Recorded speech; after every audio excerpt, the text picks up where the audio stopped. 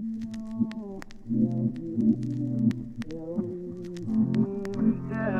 say that every day the universe expands, and we discover certain things that we don't understand. Well, dark matter ain't the only mystery at hand. I'm wondering how I got a girl like you to say that I'm her man. It's a statistical anomaly, but girl, you've got me. Gravity is pulling me to your heavenly body. No astronomical phenomenon could ever stop me. You've got a smile that every star in the galaxy copied. The constellations couldn't make as beautiful a pattern. The conversations every night I ring you up like Saturn. The telescopes tell us folks that you're the coolest view. A supernova scooting over to make room for you. If you eclipse every wonder of the cosmos, it's almost unfair to them, but you're the one I want most. It's a miracle that Galileo never found you. If he did, he'd say the universe revolved around you. Fly me to and let me play among the stars. Let me see what spring is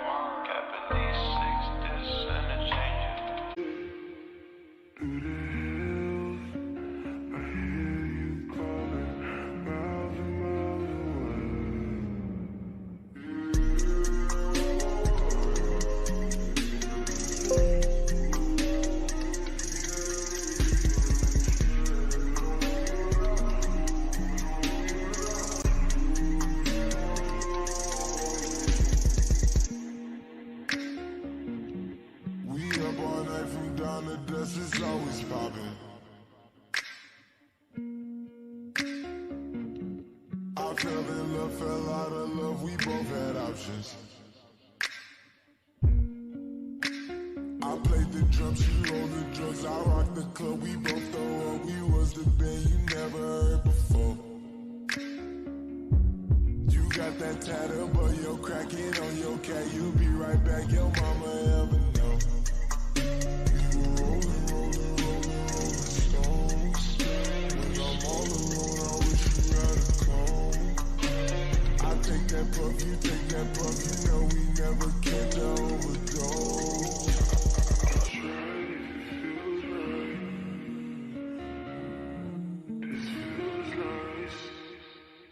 I've been down and lost for days.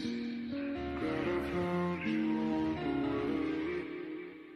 When the day gets better, the night gets better. I always feel this way.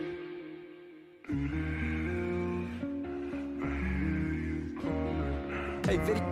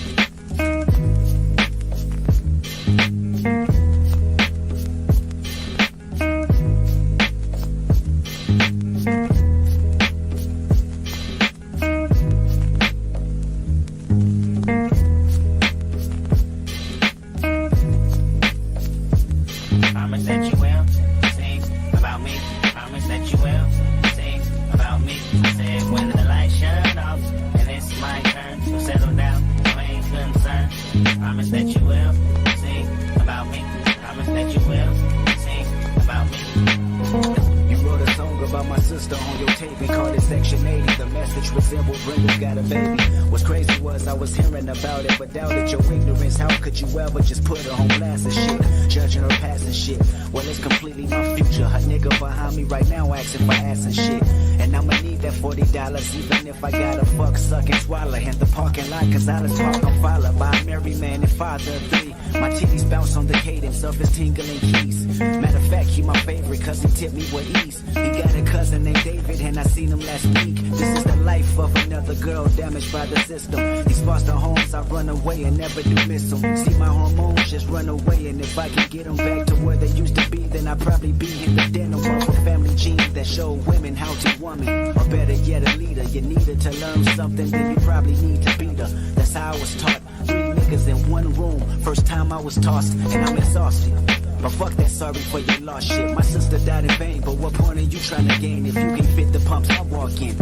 I'll wait.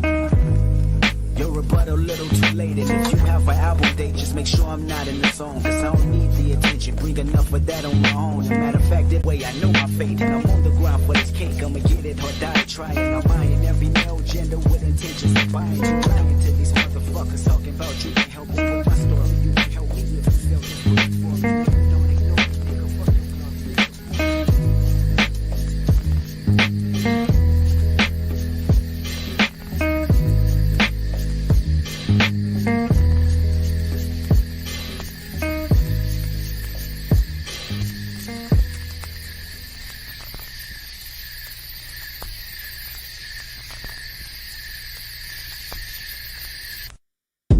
That's true. That right. She's been one way and yeah, I swear I get her wild.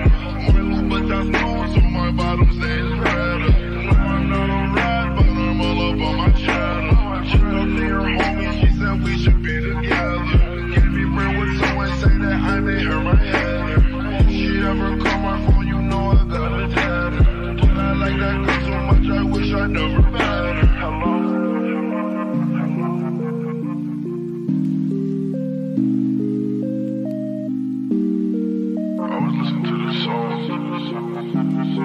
It go like, I know it hurts sometimes, but you'll get over it. You'll find another life to live.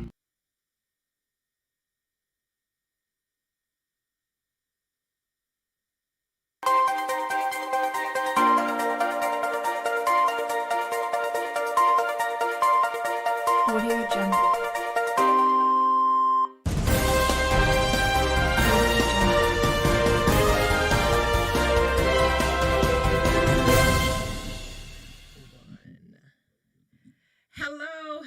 Hello. Thank you guys for tuning in.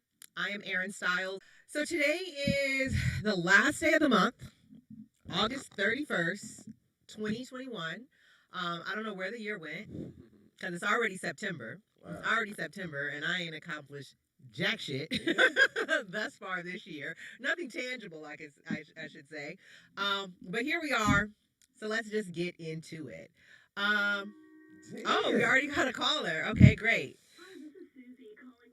Oh, that's the unemployment people. Yeah, that was. I mean, not the unemployment, the car insurance. They just called me.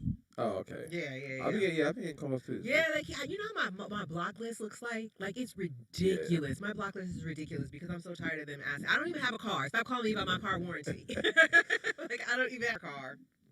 Half-ass looking for a car. So if anybody knows anybody, let me know. Let's see. What did I do this weekend? My weekend was actually very uneventful. What? Yeah, I did nothing. I don't think I left the house. Once I left here on Friday and went home. Today is the first day I've been outside. Yeah, I've low-key been in the house all weekend doing nothing. Did you watch anything? Oh, yes. I guess we'll get started on that. We'll move to what's entertainment. Yeah, you've been in the house all weekend. I've been in the house all weekend. I've actually started rewatching Real Housewives of Potomac. I know. What the fuck? I know. Potomac, where's that? DC. Okay. So I just started recently watching the Potomac franchise, maybe like a couple of weeks ago. I mean, like a couple of years ago. So like the last 2 seasons. And then I was just bored. So I said, let me just catch it from season 1, because I love reality shows when they have multiple seasons and going back and looking at the first season, because when that money hit the second season, Oh, you see how everybody just you see where they spent their checks, where they got invest. veneers, nigga. Right, veneers, wigs are better. Yeah. You know what I mean? Makeup is better, clothes are better. All of a sudden, he wears glasses every show. Right, Yeah, all that so, goofy shit. So I watched that. What else? Oh, I watched a show called Clickbait on Netflix. Nice. So ever since heat at all in any capacity. I feel like Tiger King was probably the last. Right. And I didn't even watch Tiger King, but I heard it was you good. need to watch it. So Tiger King, I feel like, was the last kind of like guilty pleasure show from Netflix. Right. And then they just, it's a treasure trove of nothing. You got all those titles and nothing to watch. But they have this show called Clickbait. That is, I don't want to give it away, but it is phenomenal. Like, phenomenal. Like, I was addicted to it. It's 8 episodes. It has so many twists and turns. It's like a suspense. It's a thriller. And what's it called again? It's called Clickbait. Clickbait? It's called Clickbait. Just to give the premise, this guy is a physical therapist and a volleyball coach at a local college. Is based in Oakland. He rides his bike to work. This particular day, he doesn't make it into work. His sister, she works at like one of those like dialysis places or something like that. Mm-hmm. So she has this client or this patient who's really young. And I guess their banter of their relationship is every time he has his sessions, he just plays her random videos from the internet, like what's cool and going on. So, right. So there was this one video clip where it said as soon as they got 5 million views, they were going to kill the guy. So he asked her, "Do you want to watch the video? You want to see?" And she just was like, "Fuck it, let's see it." Right. And it turned out to be her brother. Oh wow! Right, he got kidnapped, or I don't know. Can you kidnap grown people, like grown men? Yeah. He got snatched on the way to work, and then it is a who's who of who did it from there. But you're not gonna believe who did it. You're not gonna believe the ending. It's gonna totally throw you for a loop. But I would say Clickbait is really good. Check it out. That's crazy. What? That's almost like a Saw kind of vibe, right? It does have a Saw kind of vibe, but though he got fucked over. Let me just say that he got fucked over. When you watch it towards the end, it's really good though. So check out Clickbait. And then in other entertainment news, so Candyman came out this weekend. Yes. Did anybody go watch it? I've never even seen the original Candyman, so maybe I need to go check that out. No, I did. I like horror films, but I did not see the new Candyman. I don't really like horror films. I love horror films. And the reason I don't like horror films is because I feel like horror films, that genre, like from the 70s, 80s, 90s, even early 2000s, it was actual horror. It was actually scary, right. And I feel like a lot of the new horror films are very demonic, And to me, I just feel like, why do I want to go somewhere and sit in the dark and demonic energy for 2.5 hours? Like, miss me with that. I got enough. Fighting off enough shit. That makes sense. Right. So I don't watch it because they're real demonic. But this new Candyman was actually directed by a woman named Nia Decosta, and she became the first Black woman director to debut at #1. So shout out to Nia. If you guys haven't seen it, I would say go see it just on the strength of Crew Love. Make sure you see it, and shout out to Nia for debuting at #1. There's a lot of shit going on this week. Where do we want to start? Let's start with sports. Let's do it. That's always a good segue. So, this past weekend, everybody's most hated YouTuber, Jake Paul, got in the ring on Sunday with Tyron Woodley, who is a UFC fighter. Jake Paul is a YouTuber turned professional boxer. So Jake Paul got in the ring with Tyron Woodley, and basically he rocked him. You know what I mean? He talked all kind of cash money shit before the fight, and he had bet Tyron that if you lose, you will get "I love Jake Paul" tattooed on your leg. Oh wow! Right. So Tyron lost. Well, the judges say it was a split decision, but they gave it to Jake. Tyron asked for a rematch, and Jake said he's only going to give it if he gets the tattoo. But then this morning, he announced that he's retiring, so... Who, Jake? Yeah, who's to know? He's only 24. He made all this money. And Jake is also the same boxer, or same person, who rocked Nate Robinson. Remember Nate Robinson, right? Where we ain't seen Nate since, right? He got knocked out by that YouTuber and he went into hiding. So I guess shout out to Jake Paul. But yeah, he seems to be annoying. He seems to be talking crazy amount of shit, but he also seems to be getting in the ring and backing it up. So you can't be mad at him because he said he was gonna whoop your ass and he whooped your ass. So you can't get upset with that. In NFL news, Cam Newton was cut from the Patriots today. Yeah. Cam Newton was cut from the Patriots. And the new quarterback moving forward is a guy named Mac Jones, a young white guy. His name is Mac Jones. He is going to be, I have no idea, but Cam is not there anymore. So, and I don't understand. I feel like Cam Newton was like, he had so much potential. Okay, well, now he's unemployed, so it doesn't matter. But I feel like Cam Newton, when he first came out, he was killing. He was with the Carolina, wasn't he?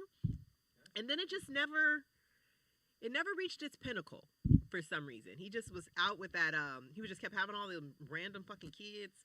And yeah, it never really popped. You know, I feel like people talk about Cam Newton more for his fashion sense because he dresses like a old rich white woman, like a old rich white woman, which is nothing wrong with that. I mean, if you was an old rich white woman, he got the fashions for you. But it looks a little odd on his large frame. And then also, Cam got cut. Yeah, it's that time of year. What is it? I think next week is the last week of preseason football. And then after that, we are going, are you ready for some football? I love that. I love it. I am a football fan. How did you get into football? Actually, I really love sports. That's why I went to school. I have a degree in public and political communications with a minor in journalism. And I went to school because I wanted to do sports broadcasting. I can see that. Yeah, I really wanted to do that. I'll probably try to get back into it. You can do it yourself. You appeal. Is this okay. You said what? You can do it yourself. You can just do your own sports show. Oh. Yeah, you don't need ESPN. You're right, because the way they treat their diversity hires. ESPN don't play that shit. Right, they don't play that. But yeah, I do love sports. I feel like I haven't really been into sports the last few years just because, you know, shit got real and I got grown. That's real. And then I don't have cable. I haven't had cable for easily 10 years. Easy. I haven't had cable for 10 years. So it's kind of hard watching live sports when you have when you don't have like live action television. I guess maybe I could get live action Hulu, but it ain't that serious. Who's your team? For football? I would have to say the Falcons. I know that's odd because the reason I say that is, as most of you guys know, I lived in Atlanta for 6 years. I did my undergrad in Atlanta, graduated from college out there. And Atlanta was the first place I ever lived that had a football team. Because, you know, growing up in LA, we always just had the Lakers, you had Oakland and San Francisco up north, you had San Diego down south, but we had nothing in LA. Were you out there with Michael Vick? I was out there with Michael Vick, and I was dating a player at the time when, yeah. I was dating a Falcon when I was out there, so I was like knee deep in, check me out. Did you dog fight? Huh? Did you get any dog fights? No, I didn't get any dog fights, but I did buy him a dog for his birthday Did he fight from Big Boy's Kennel. Damn. And he ended up making me return it because he was scared about what his mama was going to say because it was a pit bull, and that's when all that Mike Vick shit had just popped off. So, yeah. But so I would say that the Falcons are my favorite, I would say would be my team just because that was the first place I ever lived that had a local team. And just to see the way people just rally around their team, it's like, okay. And I would say the Saints. I love Saints fans. I feel like I love Saints fans. I love people from New Orleans. I love the New Orleans accent. I love it. I love New Orleans too in that aspect. But the reason I like Saints fans is because they're so passionate about their team. Like passion is on a whole nother level. That's why I'm not the biggest football fan because I feel like the fans are just too unrealistic. In what? About their teams, about the sport. Nigga. But everybody's unrealistic about the stuff that they love. No, not in basketball. See, in basketball, it's like, we know. Like, if you don't like the Lakers or the Nets or whatever, they're not going to win. Like, there's no way the Charlotte Hornets are going to win. You know what I mean? And you know what I have noticed about basketball fans? They like, to your point, they will admit when their team sucks. Right. And they Football will fans, talk no. shit about their own team. Right. But I feel like football fans, they see it. don't. 'Cause, listen, this is crazy. As long as I've been watching football, right, the Cowboys have sucked. Come on now. As long as I've been like physically being able to understand football watching it, the Cowboys suck. But for whatever reason, every year of my life I've heard They are America's team. that they're the best team on the field. And I've never seen it happen. Never. And actually, if you guys, speaking of the Cowboys, HBO, they do their Hard Knock season. So currently the season is of Dallas Cowboys. So if you guys haven't checked that out, I love Hard Knocks. I fucking love that show. So if you guys haven't checked it out, they're chronicling or highlighting or whatever you want to say. They're profiling. That's the word. There we go. They're profiling the Dallas Cowboys this year. Now, how do the teams do when they're on Hard Knocks? Like, Usually they don't do good. Okay. Usually they don't. I think it's because you're having the cameras around and just Right. that distraction during preseason. Niggas can't cheat. Niggas, you know Yeah, what but I mean? typically most of the teams that do the Hard Knocks prior to the season, they don't have a good season. Okay. So there's that. And then as you were talking about the Lakers, Yes, local teams. baby. local teams, if the Lakers are stacking the deck. What? Stacking it. Got to. Stacking it. And this is like a real life geriatric team, which I think is kind of dope. You know what I mean? Not even like talking shit because the thing That's old-ass team. it's an old ass team. Like, let's talk about who's on their team. So the Lakers now, but I don't want to say the players that matter, but the players that are holding some weight. Right. So we have LeBron James. Right. We got Russell Westbrook. He's back in LA. We got Anthony Davis. He's back in LA. We got Carmelo Anthony. He's in LA. Right. We got Dwight Howard. He's in LA. And we have Marc Gasol. Oh, no, they just let go of Marc Gasol. When? The other day. So they let go of Marc Gasol and they brought in Rajon Rondo. So they're looking to bring Rondo back. Rondo, he's a little feisty See, look, to me. Yeah, see, look, see, Lakers Yeah, signed Rondo gives me he will beat your ass vibes. He's a little guy, you know what I'm saying? But not because he's little, but like he just gives me I'll beat your ass vibes. He's a bit of an asshole. Talk your shit if you want to, but I'll beat your ass. So, if you guys are putting your money, anybody who's a bettor, anybody who bets on sports, anybody who's in Vegas, what is it? what is his name? L out of what? No, DJ out there in Vegas. DJ out there in Vegas. Put some money on the Lakers for me real early in the season. So you think they're gonna win? The one thing I do know about basketball is chemistry or something, so I give the edge to LeBron. But health is the biggest thing. Well, they all seem healthy. Yeah, I feel but like they the ain't chemistry playing is right. good because most of these people came out around the same time. You know what I mean? They were all rookies around the same time. They were all AAU around the same time. So I feel like they're actually genuinely friends, Right. Besides just coworkers. And then there's also a chip on their shoulder because the Lakers won the title in the bubble season, Right. and then they didn't win it this year. Correct. So I feel like there's a little chip on their shoulder, and I kind of like an older team. Yeah. Like I kind of like an older team because I feel like for the players, Right. they'll be a little bit more focused because everybody has families and they have kids and they got, you know what I mean? They got real shit going on. So it's really like they see it as work. And then majority of these men, besides LeBron, I don't think anybody's won a championship. Westbrook has. No. He hasn't? Hell no. Didn't he win it with Shit, I thought man. he won it with wasn't he ain't with got shit. Golden State? He ain't got shit. Wasn't he No. with the Warriors? No. Who was that? Kevin Durant. Kevin Durant. Okay, you're right. KD got one. He the only one.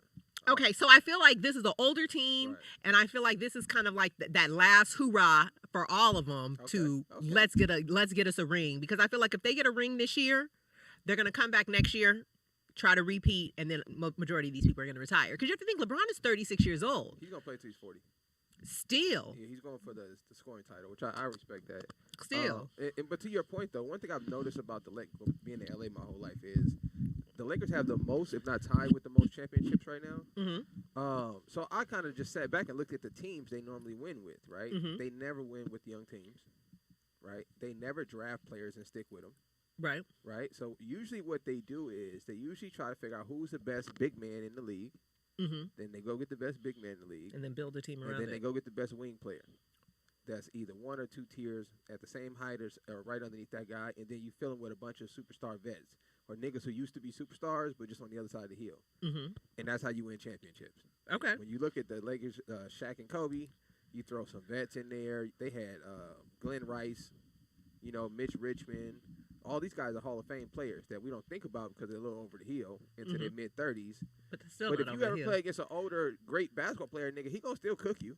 Right. Like, it's gonna be a little bit slower, nigga. He gonna get 25, nigga. Like it's gonna still be And the same speaking thing. of older basketball players, so everybody watched The Last Dance with I don't know when it came out. I think about a year ago.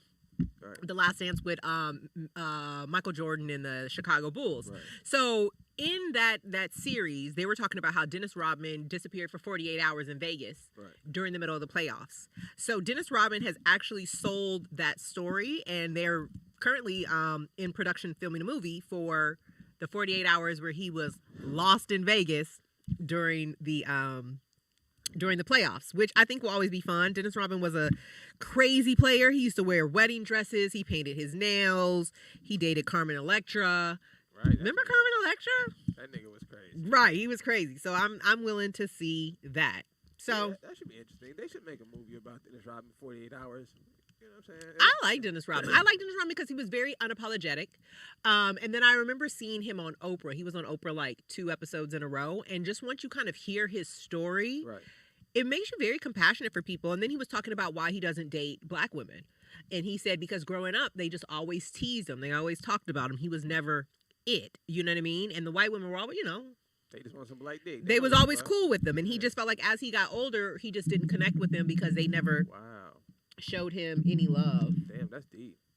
So, yeah. That's deep. Well, shout out to Dennis, you know. I feel like it has to be kind of a whirlwind, I would imagine, to be a superstar in a sport where you're not the best player or you don't succeed at the primary objective of the sport. Like, imagine being a football player and you're a superstar kicker. You know what I mean? Like, it'd be a little weird for the kicker. Because the kicker doesn't really, like Dennis Rodman doesn't score baskets, right? But he gets rebounds. Right, but that's not a stat that... Rebounds is a stat. No, I'm not saying that a basketball fan or a coach doesn't, cherish. But I'm saying the average, nobody in the fans is coming to see a rebounder play basketball. You feel me? So to end up, if that's your skill level, to end up on Oprah, to be a superstar, to have your own shoes, I'm pretty sure that had to take him for a bit of a whirlwind to come from a person who didn't even start playing basketball until he was 16, 17 years old, which is insane. Right. You know what I mean? So I think that's pretty impressive. So I usually tell kids, when I tell kids that they can't shoot, I'm like, listen, even if you can't shoot, you can still play basketball. Like, you just got to figure out one thing you could do really well, and then just outwork everybody Because even else. like what you said with the football, I feel like in the NFL, actually, the kickers and the punters have the best job on the field because they get steady money. Yeah. They usually have no injuries. Yeah. They're protected. You can't hit the kicker. You know what I mean? And they can play for 20, 25 years because all you do. You better not miss, nigga. You better not miss. You only got one job. I give you that. You better not miss, nigga. So, yeah. So that's what we have. Shout out to Dennis. I'm looking forward to that, though. To what? 48 hours, Dennis Rodman. Yeah, I think it's going to be good. So what else we have going on? So over the weekend, I don't know if anybody was watching the news, but Hurricane Ida hit New Orleans and Louisiana. This is the 4th hurricane that they've had.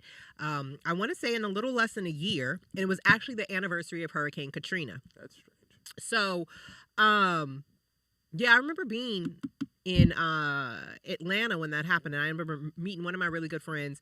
I remember he was just sitting on the steps I went to Georgia State, and he was just sitting on the steps, and he had like a tattoo on his elbow. Mm-hmm. And I just had my headphones in, and I was walking by, and I said, damn, I wonder if that hurts. But I didn't realize I said it out loud, you know?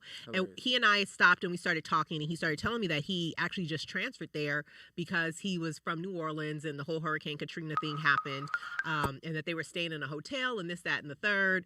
And I actually gravitated to him. He was really cool. I remember going to like CVS for him and his people and like stocking up on like deodorant and lotion and just soap and just, you know, all kind of stuff and toothpaste and toothbrushes and everything, and then just dropping it off to their hotel, just doing it a solid. But yeah, that was one of my really good friends. So yeah, Hurricane Ida hit. It was a hurricane when it hit. It has been downgraded to a tropical storm. Shit. But there's no power. The 8 power grids, or the power, whatever they call them, conductors that run into the city to supply the local regions, they all went out. And they say it's going to be at least 10 to 14. Wow, yeah, it's going to be at least 10 to 14 days before they're able to get it up. So you have to think it's summertime, it's hot as shit, it just rained, so it's humid as a motherfucker. There's no power, you know what I mean? It's really bad. And then if you guys are familiar with Ava DuVernay. Uh-huh. She was actually down there filming something. So she had to evacuate her crew and her cast and whatnot. And she's been on Twitter very vocal about they're really just kind of stuck out there. I know this is going to be very insensitive to say, so let me preface it with that.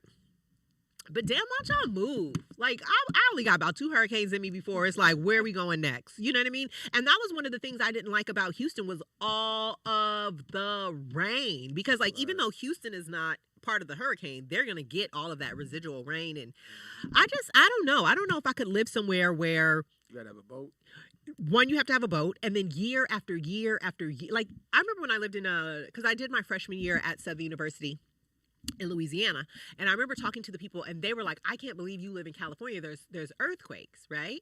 And I said, I would rather deal with a once in a blue moon earthquake than a hurricane season. Like, y'all got an actual season when you know this shit about to hit. You know what I mean? And it come without fail. Every year, it come and tear your shit up. Tear it up. Right, you They ain't gonna rebuild like it, shit, and right. then next fucking August, it come and tear your shit up again. And it's like, who has time for that cycle? There's actually a guy that I follow on Facebook who lives, I believe, in like Shreveport, Louisiana. And they going through it. Like they have gotten hit with every storm, every hurricane, every ice storm. It's just like as soon as he gets a chance to like get back on his feet, here it comes again. So if you guys know anybody in New Orleans, or if you can offer any help of any sorts, I would definitely look into that. But you would think by now they would have built some kind of dam or stream to divert the water or something. Nigga, like, well, I think that's what the levees were for. Yeah, but that was 20 years ago. Nigga, like, what are we doing, nigga? Like, I agree. I agree. I feel the same way. Electric cars, my nigga. You need to figure out that shit. I feel the same way about I still feel the same way about the city of Houston. It floods every year, every year. Right. And you would think that your city engineers or your corp of engineers or something will figure out a drainage system. Like I lived there for 4 years, and every year was a massive once in a lifetime flood. Every year, you know what I mean? So I was just like, this is ridiculous. Yeah, that's crazy, especially somewhere it's so hot, nigga. So. Especially since it's so hot. So, yeah, national news. Let's talk about that. Also, I don't know, this is kind of national, this is kind of politics. But the Supreme Court last week, they overturned the CDC eviction memorandum. It was originally supposed to expire on October 3rd, but they lifted it early, which I believe is about to be a shit show. Because right now, Biden's administration is trying to roll back the Supreme Court's decision, but that's over 3 million households. That are being protected right now by the Eviction moratorium. Not people. Households. So if each house, let's say on average, has 4 people, that's 12 million homeless people. We're going into the fall and the winter, and this Delta variant is pussy popping outside. So I got one more element to it. That's gonna make it even more of a shit show. What?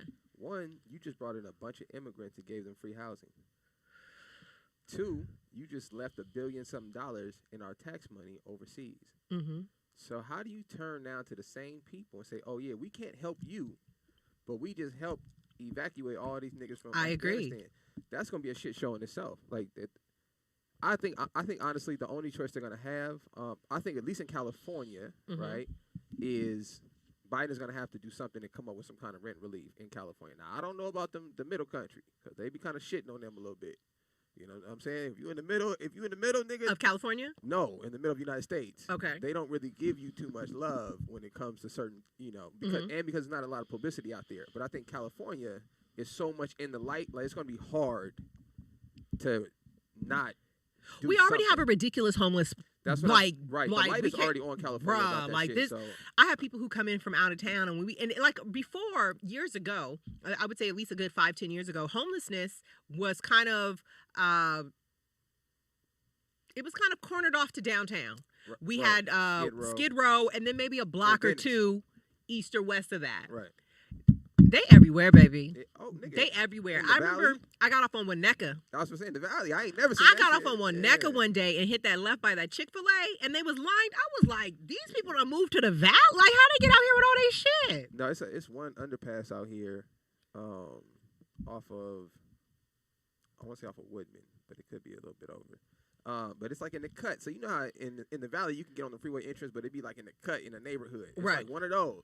Nigga, they got a whole community. Yeah. They didn't took over the next to the ramp, that whole dirt area. Mhm. They didn't took over the underpass as you coming into the freeway. Nigga, they got couches, nigga. And I realize why they congregate in communities, because if we're all just out here, at least let's be out here together so we Right. could watch each other's stuff and kind of have each other's back. So it's like, regardless of you having a home or not, it just kind of shows you that human nature is wanting to be a part of something and belong to something and wanting to be a part of a Right. community, however that has to be. But to speak on the evictions, what another twist to it, I guess you can say. I'm gonna get my vocabulary together. I'm gonna start reading my word of the days. But when you typically have an eviction on your credit, you can't rent anywhere else. How does that gonna work? How is that gonna work? Especially in California. Right. How is that Right. gonna work? So I didn't even know she was here. Right. So how are you going to evict people? And then You're gonna expect evict them 3 to- million people. Right.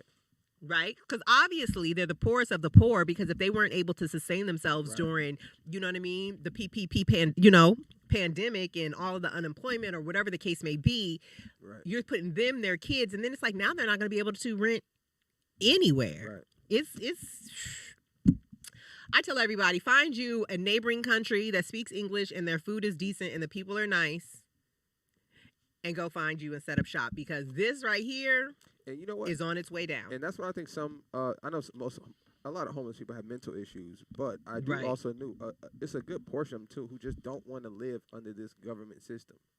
And not only the constant stress of having to pay rent in California. And so, I mean, hey, you know, shit. I agree with that. And then also, I don't know, but there's also a lot of homeless children. Like, it's a lot of homeless. Yeah, it's 'cause just they fucking. Them homeless niggas is fucking. They out there fucking. I've seen them do it. It ain't like they gonna spend their little change on no condom. So ugh, they out there fucking in them Ugh. freeways. Yo. horrible. In other politic news, so California is, okay, I don't know what it is about California. California is a Democratic state. We elect a Democratic governor, and then before he can even finish his 4 years or whatever his term is, we always recall them. So it's like, we like you, but then we don't. So Right. now we want someone new. So that's where we're at right now in California. They're currently trying to recall our governor, Governor Newsom, Gavin Newsom. So if anybody here is listening from California, make sure on Tuesday, September 14th,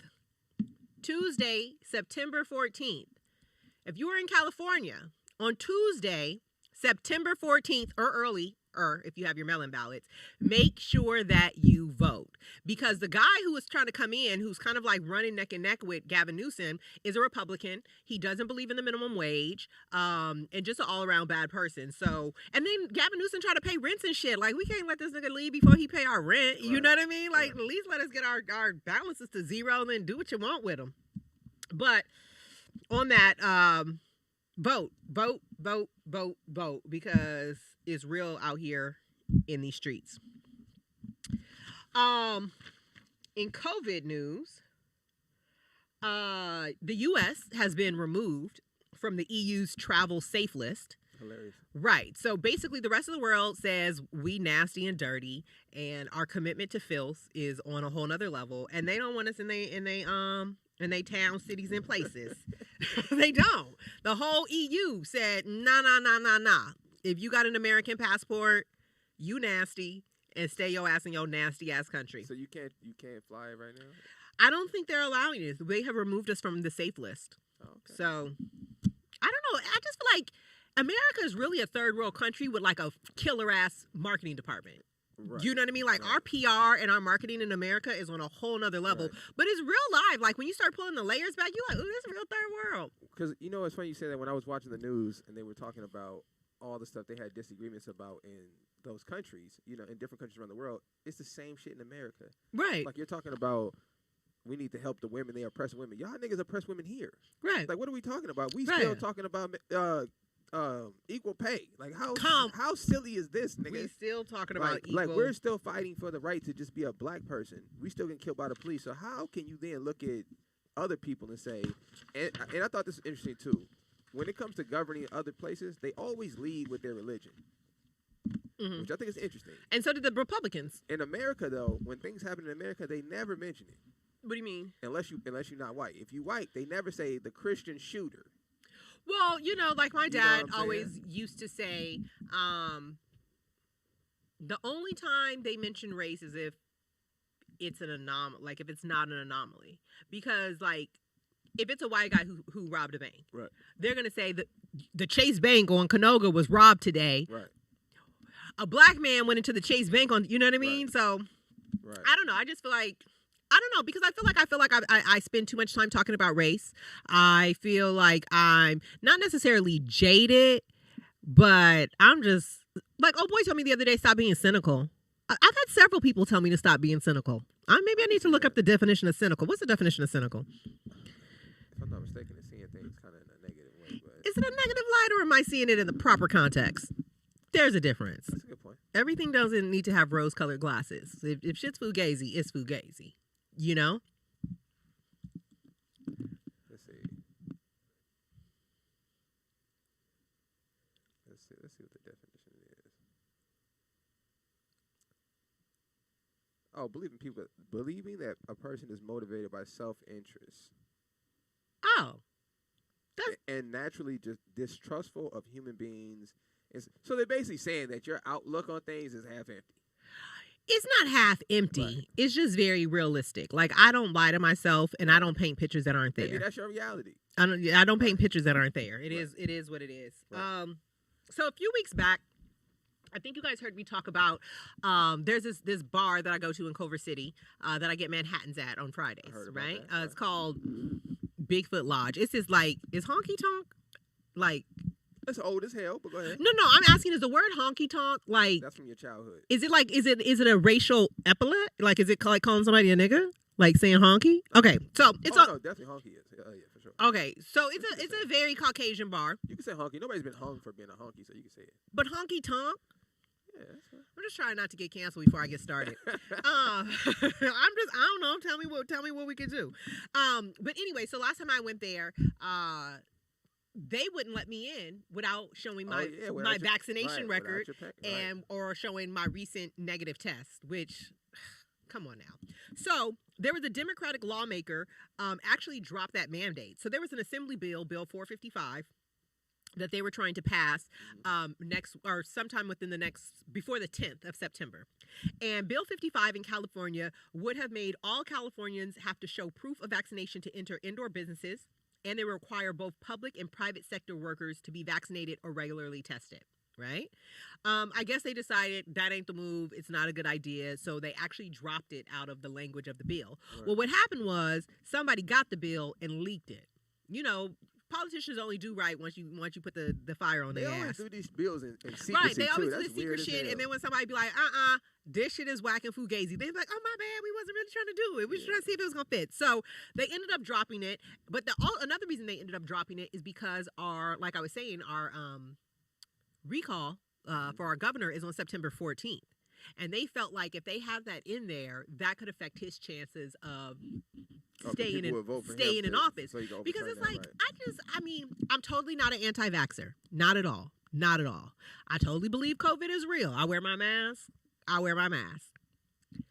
But this whole pushing of the vaccine thing, I don't get it, because the logic to me doesn't work. They want everybody to get vaccinated. But if you're vaccinated, you can still... So I guess they feel like if everybody's vaccinated, even if you're spreading it, nobody's going to be in the hospital, right? But then they keep trying to demonize the unvaccinated, right, for not having it. But if you have it, you don't get sick, but you can still spread it. Right. So everybody can still spread it, vaccinated or not vaccinated. You right. still can spread it. So what the fuck is the point? What's the point? That's like wearing a condom with a hole in it. Yeah. You know what I mean? What is the point? Take it off. Let's go wrong. Or it's like wearing a condom fucking prostitutes. You know what I mean? Like, everything's gonna risk your life. Man. Right. Caller, what's your name and where you calling from? What's up, everybody? What's going on, Vernon? Okay, here's the thing that I keep telling people, and people keep thinking I'm stupid and crazy. Okay. Here's the thing. They're saying that you don't have to take it, but you have to take it. Right. And it's like, right. They're doing it here as well. They say, oh yeah, we having all these things, but you gotta have your card before you get your ass in here. No, So and I I say- agree. Because it's like, do we have to have it or do we not have to have it? Because they're restricting our movements. They're making it to the point where if you don't have it, you're not going to be able to do a lot of stuff. You're not going to be able to buy and sell, as is written in the good book. You're not going to be able to do a lot of stuff. Welcome to the end times. Welcome to the end times. Especially these companies are saying that it's voluntary, but it's not voluntary at the same time. So then, they said they've been doing it. Now they're giving people money to take the vaccination. I just don't want it. And people are lining up in droves to get these shots. To get free donuts and shit. Like, Krispy Kremes make you shit. Like, who even likes Krispy Kremes? They too sweet. You can't eat but one. Watch your mouth. Watch your mouth. Watch your mouth talking about Krispy Kreme. Watch your mouth. You like Krispy Kreme like that? I used to eat Krispy Kreme. I used to eat them like they would vanish. It's not too sweet, Vernon. It's way too sweet for me. No, not the ones I get. I can only eat one. And I'm forcing myself to eat that one. I can eat about a half. If I get a donut hole, I get about 3 donut holes. And right. Then I'm out. Like if it's a regular just ground donut, we here. I can do about 2-3 bites, and then it's like. This nigga said a box. So have you gotten vaccinated, Vernon? What happened? Have you gotten vaccinated? No, ma'am. Do you work? No. Outside of the home? Yeah, I'm at home, but it's like this. This is why I don't. This is why, and me and Nick talked about this a while ago. I don't trust this government because this government here didn't give a damn about us for what 400 and some odd years. Right. Now all of a sudden they want to give a fuck about us? No, thank you. I don't trust you. I don't trust you bit more than I can spit. No. I agree with that because I remember when they first started rolling out the vaccine and you had the Dr. Fauci's of the world and they're like, we have to make sure that we give this to the black and brown community first. And I was like, wait, hold up. We ain't never been first in nothing. Not near nothing. Not near Nathan. Not near nothing. Have we been first in the line? But now this experimental vaccine line us up first? Nah. Like, I feel like they could have. And see, here's the beauty part of that. They sold it to us by telling us the people we think is cool took it. So we go, oh, well, let's say certain people took it, and they go, well, I took the vaccine, guys, and it's cool, this. Oh, okay. We could take it, too. No, my nigga, I don't give a fuck who took it. I'm not taking that shit. Sorry. I just feel like their whole marketing campaign, the way they rolled it out, is a shit show. Because black people are already skeptical just off GP. Like, we're born with skepticism. And here's the thing. When everybody see us take crack, it. nigga, and obviously he get a COVID shot and died. I was like, nigga, I'm cool. Right. Here's the thing. Cool, if everybody else sees us do it, then they're going to say, well, the black people did it, and they skeptical about every goddamn thing. Right. So if they doing it, we can do it. No, I'm not lining up for that motherfucking parade. No, thank you. And then also with the booster shot. Like, for me, the only reason I'm just... Never heard of a booster shot? The only reason I'm just not... You have to take both shots, and then you have to go back and take a booster shot. Right. You're not sticking me with shit. Point blank, period. No. Yeah, I don't get the fuck out of here with these shots, man. And it's already bad enough when you go to the hospital. They tell you, oh, well, now you have, this time around a certain age, you have to take another hepatitis shot. You have to take another this shot. You have to take another that shot. Look, y'all not sticking me with all this shit, and I don't know what it is. I remember, so back in the day, I got arrested. Oh, wow, that's a big surprise. Whatever. It was the first and last time. Gang, gang. Right. Gang. No, so years ago, I got arrested for disorderly conduct. I can see that. And nothing happened. They let us go. That's so casual. Right. No. Nothing happened because when I went to court the next day, the judge was like Aaron Stiles, and I stood up and she said, "Have a nice day." And I remember asking the people around me, like, "What does that mean?" They was like, "Get your shit and go." Yeah. So I think that, anyways, long story short, but I remember they kept trying to give me a shot in jail, like in the holding area, right? And I kept telling the lady, like, no. She's like, well, it's a tetanus shot. And I was like, ma'am, I got insurance. My bail is $300. I will be out here in a couple hours. Like, do not put that fucking jailhouse dope in my arm. Like, I don't know what's in it. I'm not for it. Right. Yeah. And another thing for me is, like, I have never had a flu shot ever in my life. Me neither. And I've never had the flu. I don't get sick. I mean, let's knock on wood, because I'm not saying that this ain't, well, it's a little wood. It's a little wood. It's plywood. But I just feel like, why? I really don't get sick. I've never had the flu. I've never had a flu shot. I probably haven't had a common cold in like 10 years. You know what I mean? Like, I take my Manuka honey and my black seed oil and my echinacea and my L-lysine and all, you know what I mean? So I just don't want it. That's really my rhyme or reason. And I guess that's a And great. What were you gonna say? Aaron, here's the thing: when you just spoke on jail, they don't have any rights, so a lot of times they have to take what they give them. Right. Yeah, And that's another type of test too. I'm like, how y'all gonna tell me that you all came up with a cure in a year, and a vaccine takes 10 to 15 years to be perfected and to come out right, and you go through all these trials. Now you telling me that within 2 years you've come out with 3 different vaccines.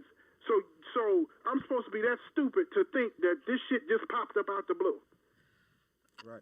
And you know, my thing is too, when I I'm a history buff. So when I research history about our cultures and taking on other cultures, we have a history of dying before we assimilate to these type of things. You know What do you mean? So, for example, there's stories all throughout history, and you can read also all throughout the scriptures where there was a time where in Babylonia they tried to force us to eat pork. Now niggas order triple bacon sandwiches, right? Right. But there's a story in the Maccabees where this woman was sitting there with her sons. The king wanted to force him to eat pork, and she decided instead of eating pork, she would watch her 4 sons get scalped and boiled alive in hot grease. Oh, That's a little extreme. See, that's what we think. We think that's extreme. But to her, it wasn't extreme because as each one of her kids was being boiled alive, she was telling the next one, good job.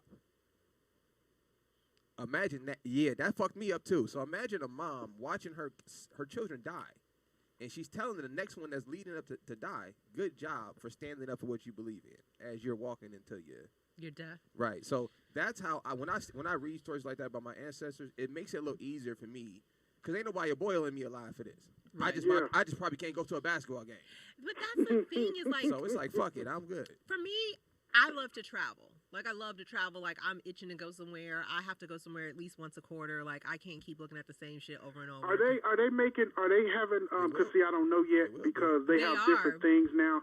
Are they having you have to be tested before you go on planes and stuff? Yeah. Because I know you have to have the real ID, and I think they put that on your ID. That was the point of the real ID, nigga. Was what? To get your medical shit on there.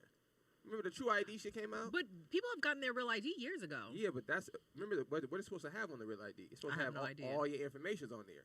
And they also have the right. What's that? The non-security thing where you just put your fingerprint and keep going. Mm-hmm. Yeah, they have that shit too. And people were lining up in droves for that. I just feel like everybody needs to start researching like e-commerce, affiliate marketing, any type of e-business, because I feel like it's going to get to the point that if you are not vaccinated, then you're not going to be able to work. Like I read that's a fact. I read an article about this teacher. Thanks, Vernon. Thanks, Vern. I don't know where Vernon is. I read this article about this teacher who they're saying infected the entire school because she read out loud to her students without a mask. She was unvaccinated, right? But my question was, it's like this the headline, unvaccinated teacher, whatever the school. But my question is, if she was vaccinated, she still would have spread it, right? Exactly. So I don't get it. I don't get the whole kind of like demonizing for the non-vax. You know, that's my whole thing. Well, they make money from selling drugs. It doesn't make enough sense to me for the way that we are kind of demonizing people who are unvaccinated when if that teacher did have the vaccine and she had COVID, she might have been cool, but she can still spread it. And she's spreading it somewhere where even if you require your teachers to be vaccinated, you're teaching children who aren't old enough for the vaccine. So this is a catch-fucking-22. What is we doing? No, what are we doing? This is exactly what the Nazis did to the Jews. They made the Jewish people in their city seem like the unvaccinated. They were the dirty people spreading disease. They made movies about this. This is the exact. So what's going to happen is, I'm not saying this is going to happen, but we can look at history and see what happens normally after people do this is they start isolating those groups of people. Right. So now, because you're not vaccinated, y'all have to live in this area, this unvaccinated area, even at the comedy club. So you guys know I went to the comedy club. Even at the comedy club, it was so interesting that when the guy asked who in the room is vaccinated, it was so weird that one half of the room, it just so happened to be the side of the room I was on, was the unvaccinated side. Literally, everybody that sat on that side of the room didn't raise their hand. And everybody on the other side raised their hand. And we was all like, whoa, that's weird. It was weird to even see naturally how we separated. But were you guys separated like that, or you just naturally? Naturally. Like, how would you know? That's I don't know. It fucked me up too. Like naturally, probably about 20 people were on my side of the room, and maybe about another. It probably like 15 people on my side. Maybe another 15 on that side. That's how everybody raised their hand when he said who got vaccinated. And he said, so anybody on this side, and nobody raised their hand. I turned around, I was like, nigga, what the fuck? That's weird. It was extremely weird. So I think that it's, we have people that are just going to go along with to get on because they don't want that pressure. They don't want their friends to look at them like. Who cares? Look at Instagram, nigga. This is the world we live in. How many, who walking on crates? Why are you doing crate challenge? Because you don't want to be. What's My whole thing is if you got public insurance, if you got county insurance, if you got state insurance, get your ass off that crate. Like if you don't have private insurance where they taking it out your check and you're paying a premium every month, get your ass off them crates. What was that acronym you hit me to? Like a fear of being left out. FOMO, right. Fear of missing out. I remember you said that, and I had never really heard that before. Heard that? I have horrible FOMO. But that's a real thing, like people. So I think that has something to do with it. You want to feel like, damn, I don't want to not be able to travel, and I don't want to not be able to. Right, because it's like, I'm thinking about the WizKid concert in 3 weeks. I'm still looking for tickets. He did drop a new album. WizKid? Yeah. When? Oh, Iran, you don't know? When? Hold on, we gonna have to. We can get to the. We got to get to the music too, but yeah. When did he drop a new album? Let me see. Or he could have dropped. He was on a feature on iTunes. No, he's on the new Justin Bieber single. Nah, hold on. He popped up on my features, and I was like, oh, shit, I should hit Aaron. Let me see. Is it the WizKid? It's just WizKid. Okay. Let's see. No, he didn't. Let me see. Made in Lagos was his last one. What was they promoting? What is this then? Oh, it is the joint with Justin Bieber. Yeah, he did that joint with Justin Bieber. Oh, yeah, shout out. Justin Bieber got a new song out that's pretty cool, too. I like Justin Bieber's music. Well, because he doesn't write it. This guy named Pooh Bear writes it, who's a really dope writer. Okay. Yeah, so shout out to Justin Bieber. I like Justin Bieber's music. I haven't listened to the WizKid, but you do talk about him a lot, so I'm go listen to it today. Yeah. When you go home with you and your rib, when she's making dinner, y'all just put WizKid on in the background and just talk and help her with dinner, and I bet you guys are going to be jamming to it. I love WizKid. But speaking of music, Kanye West finally dropped Donda after pump faking us all summer. Greatest pump fake. Right, the greatest pump fake. This got and one, nigga. Pump fake contact, nigga. Right, Kanye West did, 3 events, 2 in Atlanta, 1 in Chicago. So he finally released Donda. The general consensus is that it sucks. I haven't listened to it, so I will say that, but the general consensus is that it's horrible. It's horrible. You listen to it? It's horrible. It's horrible? It's horrible. Oh, we got a caller? Yeah, it's horrible. Caller, what's your name? Where are you calling from? This is DJ out there, baby. What's up, DJ? Put some money on the Lakers for me. Hello? They got quiet? DJ. Oh, the Lakers to win it all? Yeah. I said for the Lakers to win it all? I don't really know how to bet. I don't know what my options are. Jesus Christ. You expect me to use my money. Spend your money. I'll make the bet. No, I'm dead serious. I got 100. I feel like if I put 100 on the Lakers to win it all, that could turn into something. Serious. I'll make the bet for you. I do that for people all the time. Like, okay, if you really want a bet, you serious about it, I'll do it for you. All right, slide in my DM so we can make it. I'm serious. I'm going to put $100 on it. And let's see where we go. I gotta look at the odds. I don't even know what they. I'm looking at the team. What the odds is, because it might not be worth it, because they're probably gonna be heavily favored. Oh, because they stack their team. I'm trying to look right now if I can find it. What? Hey DJ. Yeah. What have you actually invested in while you've been in Las Vegas, or whether it be gambling or I don't know, maybe crap tables or something like that you've made the most money? Like if you I made the if you had to make $1,000, what would you go? What would you go do in Vegas? Count cards. Count cards in the casino? Yeah. You're not supposed to count cards. Like if they notice you count cards, they'll kick you out. I don't care. Like you got to know this first thing. And I mean that's the smartest bet. And the smartest strategy you can have is counting cards, because you can turn blackjack into a losing game for them. Okay. And you can change the odds into your favor. Now, every other game in a casino is everything is independent. So think about craps. Every roll is independent. No matter what you rolled before, it got nothing to do with what you roll the next time. Right. Or, anything else. But with blackjack, that it's a certain amount of cards, right? So it's single deck, double deck, and a six deck shoe. So if you counting the cards and you keeping track of what came out, you could guesstimate that, okay, it's a lot of face cards towards the end of this deck. So I can increase my bets right now. I got a more likely chance of making money. Okay. So it's not 100%, but the odds are in your favor. But you can at least control the odds a little better than craps. Yeah. Well, you can keep track of the odds. And a lot of people think that card counting is illegal, and it's not. Card counting is using your brain. Using your brain can never be illegal. So a lot of people think you can get. Only thing they could do is stop taking your action. Which is, we don't want you to play blackjack no more. We're not going to take your bets no more. That's the only thing they could do. A lot of people have gotten paid, seriously paid, because security grabbed them and took them to a back room because they was counting cards. And that's 100% illegal. That's false imprisonment. That's almost like kidnapping because they got no right to do that. Right. But, yeah, card counting is you don't have to be a genius to do it. It's just simple math. You just got to, you just got to know how to count, really, and keep track. You got to have a good memory. So that's the best thing you could do. And there's plenty of documentaries that you could watch and plenty of programs you can subscribe to. And they'll teach you how to do it and show you how to do it. Real quick, it's this documentary I watched not too long ago.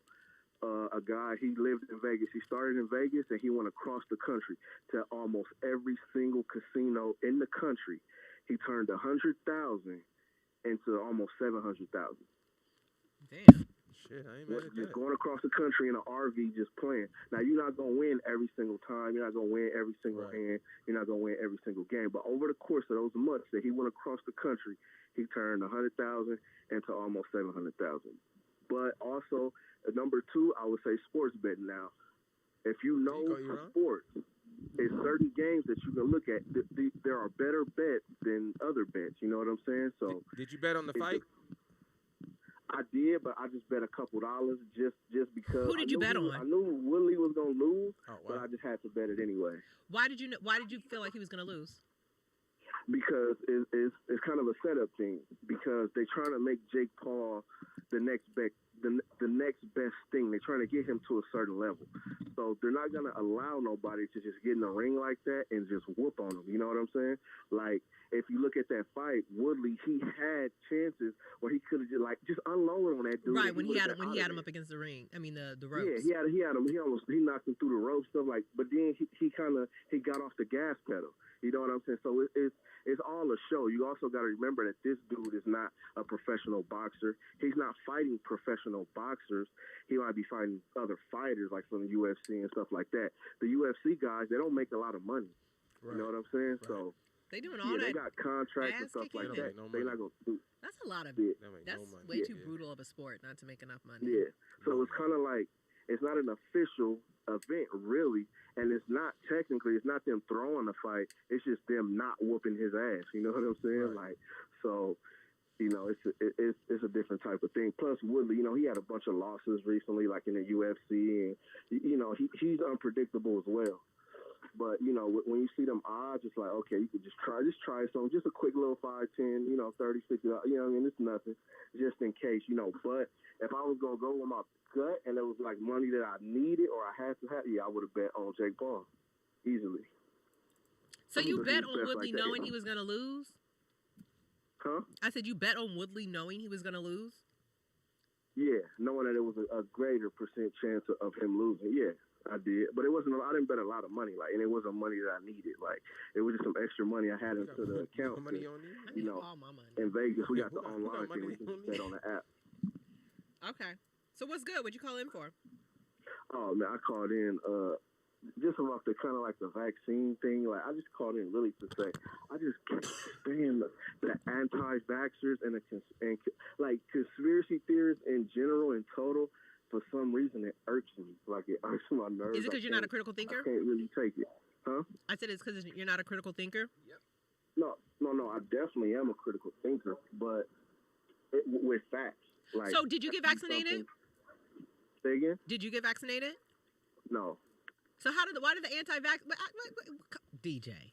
So why Because, do you like I have a said, problem with it's the a theory. anti-vaxxers, but you didn't even get vaccinated?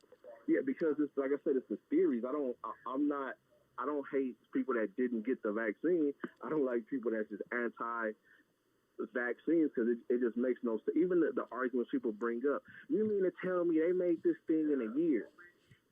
They make cell phones every year. Like, everybody was sitting at home. Like, they had nothing to do but to figure something out. And it's not a cure. They didn't figure a cure that 100% wipes it out. They just figured out a little Band-Aid. And I just think that people, especially in America, have too many rights. Like, you have the right whether you going to be the cause of somebody else's death. You know what I'm saying? But I have the right not to cause my own death. But that doesn't even make any sense. You're saying you have the right to, your rights might cause somebody else to die, right? That's called life. Yeah. Right, but what I'm saying is, like, but you're basically in the category that you're talking about. Like, your rights, but let me finish. Your right not to get the vaccine, right? I'm not, hey, yay or nay for it, whatever. Yeah. You chose to exercise your right by not getting it, or at least not getting it just yet, right? So by you exercising your right, you potentially can kill somebody. Yeah. So what are you talking about? I still take the precautions, right? I'm still 6 feet apart. I never, even when they stopped the mask thing, I never stopped wearing my mask. Oh, I ain't stopped wearing my mask either. I don't know why anybody would. But then, like, they had this whole group that did a march down the strip the other day about anti-mask. And it's like, y'all are stupid. Like, just go home and just Well, let me say this. Like, Let me say this, DJ. Because this is my thing. I understand what you're saying about the anti-maskers and all this stuff and the conspiracy theories, but in the actual reality is, this is like the abused woman justifying how good of a husband the niggas beating her is. What? Like, we've been getting abused. Hold on. We've been getting abused in America since we got here. Okay. But for some reason, niggas is still trying to convince us that these people somehow care about us, or that you're wrong for being suspicious about these people. You're not, black people are not wrong for being suspicious about white people trying to help them. Not at all. Right? So black people should be the last people called conspiracy theorists. We should be the most skeptical people on the planet. Right. Because everything they have designed has been about stopping you from reproducing. Right. Okay. Crack, hold on. Crack was about killing kids. The abortion. Do you know? I looked this up. I looked this up just for Aaron's show. Do you know who is responsible for killing the most black people in the world? Planned Parenthood. Black women through Planned Parenthood. That's a system put in place. No, that's killing. That's not killing people. That's killing embryos. No, bro. That's you can call it what you want to call it. That's people, right? They're responsible. They're responsible for taking more black lives off this planet than anything else. That's a whole system designed to do that. So I mean, those lives aren't on this planet, though. Can you count that? DJ, that's what. Okay, well, I do. So that's you're count going with the white man philosophy, saying it's not a baby till it's born. Hey, but yet, if I find a molecule on Mars, that means we found life. So what are we talking? What are we talking about here? Let's stop playing games. All right. So my point is this, DJ. For the same people to then turn around and say we're trying to help you, right? That sounds crazy. Okay, but this is my part. Right? That sounds crazier than them actually just saying we're really trying to kill you, nigga. Like, wait. Why would they help you? This is my point, right? It's not just black people. So it's not just white people. Why would they help? Americans. But we're talking about black people being skeptics, though. But okay, but that wasn't my initial argument. But right, that's what I was saying. The skills, all of that.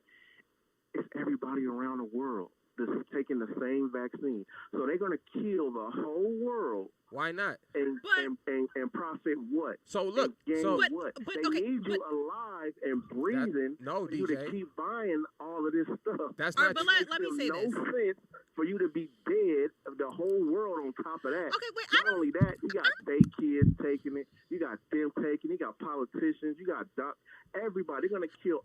Okay, let me interject for a second, right? We don't know if it is the same. It's the same vaccine around the world. We are making the assumption that it is. Thank you. Yes, they're saying that these politicians and stuff have gotten it. However, we're making an assumption that they have gotten it just because they went through theatrics and did it on camera.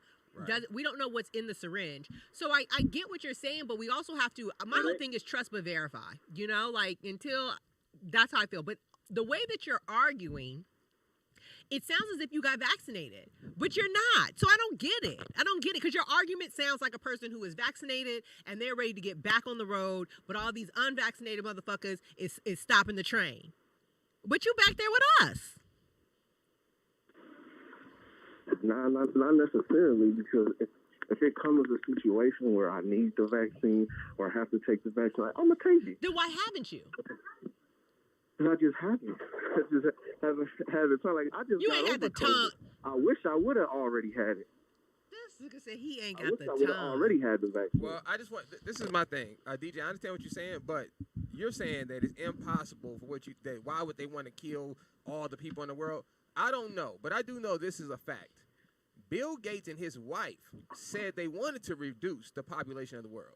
Right. They got no control over that. No, DJ, that's not what we're talking about. You said it sounds crazy for somebody to think that's what's going to happen. But we have actual proof that someone who is in control of the situation said those very words. How are they in control of the situation? Because he owns the patent, DJ. Right, like the whole Bill Gates Foundation is the one who paid for all the research. This was his whole idea. Wait, no. So Bill, for the last 10 years, bro. Look, you should research this. For the last, I'm asking you a question. I'm answering. He has a patent for what? For the for Corona. What is it? Corona 19? I think it's Corona 2 or COVID 2. Or COVID 2 or which whatever it is. Spawns all these other ones. Right. That's not COVID-19. Yes, but just because he has a patent for what he has a patent. But why would for you the have? But vaccine, why would you have a that three patent for a different pandemic? companies Okay, are wait. making Let me say vaccines this. He has a patent. COVID 2, I believe. Let me not misspeak. If I am, tell me if I'm wrong. But I believe COVID 2 is like the origin coronavirus, and then everything else is kind of spawned off of that. One. But why would you have a patent for a deadly pathogen? Like you're supposed to patent something that's profitable. That's the only reason you put a patent on something is so you can claim ownership of it, and you can, if there's a profit to be made off of it, you make sure that you're the rightful person to receive that profit. So what is the point of having a patent? There's nothing wrong with that, but my question is, why would you put a patent on a deadly pathogen? You could put a patent on anything. But you're not listening. Listen to what I'm asking. Right. What I'm telling you is he might have his own reason. I can't speak for the man. I don't know. But he said I'm asking you what's wrong with it. There's nothing. So that's what I'm saying. Like, so if somebody patented AIDS, somebody patented herpes, what would you want to put a patent on herpes for? Like, because the only reason for a patent is so you can protect your intellectual property and you can make money off of it. So that means if somebody... So if somebody patent herpes, niggas, they making money off of herpes. They don't want herpes to go away because they're not going to make any more money. Because, DJ, because the reason... I'm not mad at the man for making money. I'm not mad at nobody for making no money. Okay, now I'm starting to question your intelligence because what she is saying is the fact that someone is doing this and the fact that they have a direct connection to the issue that's taking place, to the COVID issue. Bill Gates came out and spoke about all the consequences of COVID. This nigga built computers. He don't study disease. Then he came out and said, we need to reduce the population of the world, starting with the poor people. Right. This is an official statement he made. So once you see that, and then the same person that's his belief, right? And they're also connected to Planned Parenthood. That's his belief system.